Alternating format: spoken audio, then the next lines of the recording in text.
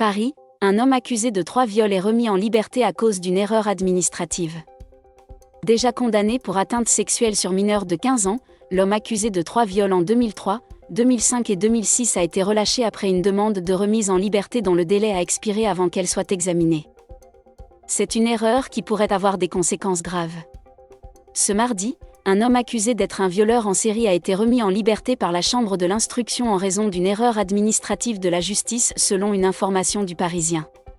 Arrêté en Espagne, Karim B., 52 ans, a été incarcéré il y a environ 6 mois. En 2020, l'homme avait été condamné par la Cour d'assises de Paris, et en son absence, à une peine de 20 ans de réclusion criminelle. Condamné à plusieurs reprises, notamment en 2000 pour une atteinte sexuelle sur mineur de 15 ans, il est soupçonné d'avoir violé 3 femmes, en 2003, 2005 et 2006 à Paris selon une source proche de l'affaire. Le délai pour examiner ce demande de remise en liberté expiré. Au mois d'octobre dernier, Karim B. a déposé une demande de remise en liberté auprès du greffe de la maison d'arrêt où il est incarcéré. Une demande qui devait être examinée dans un délai de 20 jours.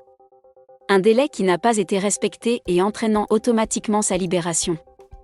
Le Parisien précise tout de même que s'il a été relâché, l'individu est assigné à résidence dans un foyer en Essonne et ne peut sortir que de 10h à 13h dans les communes de Sainte-Geneviève-des-Bois et Saint-Michel-sur-Orge et une interdiction de se rendre à Paris. Sous bracelet électronique. Sans respect de ses obligations, l'homme sera immédiatement arrêté et incarcéré selon l'avocat général qui précise également que la Cour a ordonné qu'il soit placé sous surveillance électronique mobile grâce à un dispositif qui permet de suivre ses déplacements en temps réel. Durant l'enquête, ce récidiviste n'a jamais été entendu sur le fond. Il a été brièvement interrogé lors de son déferment. Et il conteste pour partie les faits qui lui sont reprochés, explique le juge rapporteur.